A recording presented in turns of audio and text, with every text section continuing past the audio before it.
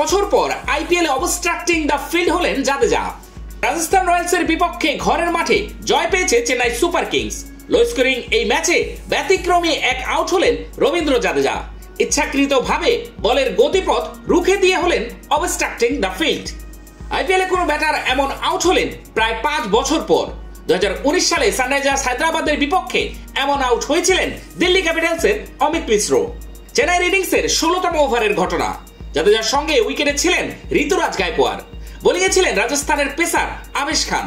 ম্যাচের পঞ্চম বলটি থার্ডম্যান অঞ্চলের ছেলে রান নিতে দৌড় দেন জাদেজা, কিন্তু দ্বিতীয় রান নেওয়ার আগেই বল উইকেট রক্ষকের হাতে চলে যায়। জাদেজা ফিরতে চান নন স্ট্রাইক প্রান্তে, তার প্রান্তে স্টাম্প নিশানা করে বল ছড়েন উইকেট রক্ষক সঞ্জু স্যামসন।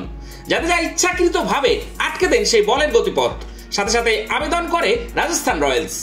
আর তাতেই অবস্ট্রাক্টিং দ্য ফিল্ডের শিকার হয়েছেন চেন্নাই অলরাউন্ডার। রাজস্থানের আবেদনের প্রেক্ষিতে তৃতীয় আম্পায়ার টিভি রিপ্লেতে দেখে আউটের সিদ্ধান্ত দেন, কিন্তু তা মানতে নারাজ জাদেজা। তিনি বারবার আম্পায়ারকে কিছু একটা বোঝাতে চাইলেন, কিন্তু রিপ্লেতে স্পষ্ট ছিল জাদেজা ইচ্ছাকৃতভাবেই আটকে দেন বলের গতিপথ। 7 বলে 5 রানেই থামেন জাদেজা।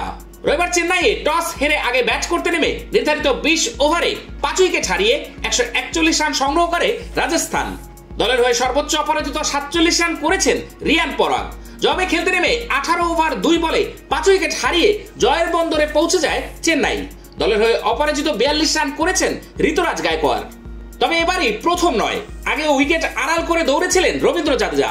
রবিবার আউট হলেও সেদিন বেঁচে গিয়েছিলেন অধিনায়ক প্যাট কামিন্সের দয়ায়। রাজস্থান রয়্যালসের বিরুদ্ধে জাদেজা অবস্ট্রাক্টিং দ্য ফিল্ডের কারণে আউট হতেই চর্চায় পুরনো একটি ভিডিও। সেই ম্যাচে হায়দ্রাবাদের অধিনায়ক প্যাট কামিন্স আউটের আবেদন করেননি, জাদেজাও বেঁচে যান, কিন্তু রবিবার তা হলো না। রাজস্থানের বিরুদ্ধে জাদেজা আউট হতেই সামাজিক যোগাযোগ মাধ্যমে ভাইরাল হয় সেই ভিডিও। সম্প্রচারকারী সংস্থার সমাজ মাধ্যমে 5 এপ্রিল ভিডিওটি পোস্ট করা হয়েছিল।